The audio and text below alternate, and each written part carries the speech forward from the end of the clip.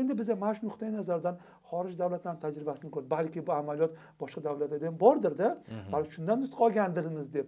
Lekin rivojlangan davlatlarni ko'rdik, Yevropa davlatlari, sharq davlatlari, Osiyo davlatlarini ko'rdik, biron bir davlatda aynan yo'l harakati xavfsizligi bilan shug'ullanadigan organ ma'muriy jarimani to'lamagan, qarzdorligi bor fuqaroni avtomobilni shtraf plashadkaga joylashtirish bilan shug'ullanmaydi. Umuman bu pul yig'ish bilan shug'ullanmaydi. Faqatgina ularning vazifasi yo'l harakati xavfsizligini ta'minlash. Bu ish bilan faqatgina MIB shug'ullanadi, ya'ni ijro organlari shug'ullanadi. Ya'ni majburiy ijro byurosi, boshqa davlatlarda shunaqa analog tashkilotlar bor, ular shug'ullanadi. Bu ish ularning vazifasiga kirmaydi. Bundan tashqari ham bir narsa aytmoqchi edim. Ayni yuqorida MCHTga o'zgartirish kiritilgan, agar 60 kundan ortiq oshgan bo'lsa, jarima maydonchaga joylashtirish.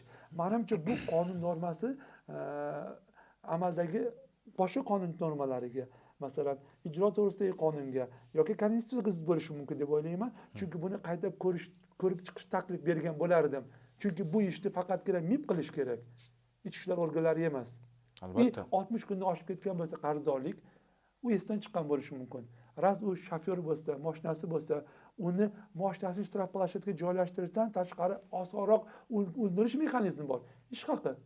Ularga murojaat qilindimi degan savolda aynan dastlab ish haqiga murojaat qildimi, ish haqidan undirib, o'zi shtraf qancha bo'lishi mumkin? O'rtacha 1 million, 2 million, 500 ming gap 206 ming haqida ketayotgan bo'lishi mumkin. Mana shartli ravishda olaylik, gap 206 ming haqida ketyapti, ammo 400 millionlik avtomashina jarima maydoniga qo'yilyapti. 206 ming undirish uchun. Kamida ikkita inspektor o'zining mashinasida birga borib shtraf plashadkaga qo'yib, 2 evakuator aytmaysizmi? Olib ortib 2 soat vaqt kamida ketadi. Bu budjetdan ketayotgan qancha pul? 200 ming so'm undirish uchun. Bu bir-biriga mutanosibmi? Evakuatori bir kelib ketishi 400 ming, 500 ming.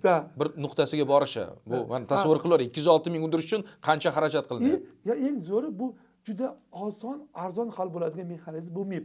Agar ijro ishi qo'zg'atilsa, avtomat ish haqiga oylik ta'tilga qo'yiladi. Mol mulkiga, ish haqiga arest solinadi. Bir kunda, 2 kunda u pul yechib olinadi. Ijro ishi hal bo'ladi. Inspektor sarson bo'lib uni olib kel degan harakatlar bo'lmaydi. Qarang, Davron aka 60 kun haqida gapirdik. 60 kun bu ixtiyoriy to'lanadigan muddat. 60 kundan o'tib ketdimi? Mantiqan o'ylab qaraydigan bo'lsak, majburiy ijro byurosining ishi to'g'ridan to'g'ri uni ishi boshlanadi. Ijro ishi qo'zg'atib, undiruvni bevosita shaxsning deylik o'sha daromad manbalariga qarashi mumkin.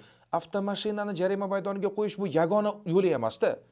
Bu alternativ yo'l bo'lishi mumkin, ammo bu eng so'nggi chora. Ammo biz oldin eng birinchisi emas. Ammo biz eng so'ngisidan boshlayapmiz. Chunki nima? Transport vositasini agarda jarima maydoniga qo'yadigan bo'lsak, chorasizlikdan to'laydi. Yo'q, qarang. Shunga o'xshash bir xuddi shunday to'laydingiz. 206 ming so'm uchun nechta inspektor olib boradi? Shunaqa emasmi? Inspektor kuzatuvda borish kerak. Yana qancha asab? Bu yerda evakuatorga qarshilik ko'rsatadi haydovchi. Ijtimoiy tarmoqqa tayyor kontentlar. Shtraf plashadkada odam kutib olgan, akt qilgan, ko'zdan kechirgan, sarapinasi bor, yo'q. Qancha harakat 206 ming so'mni undirish uchun. Yana bir narsa, yo'l patrul xizmati xodimi faoliyat olib borayotgan nuqtasini tashlab ketgan vaqtda bu yerdagi harakat xavfsizligini kim ta'minlaydi? Eng muhim joy va shuning uchun ham xorij davlatda yo'l harakati xavfsizligini ta'minlash uning vazifasi. Asosiy uni birinchi funksional vazifasini qoldirib, eng oxirgi amaldagi qonunchilik bo'yicha uning vazifasi kirmaydigan masala bilan ketyapti u inspektor. Postni tashlab.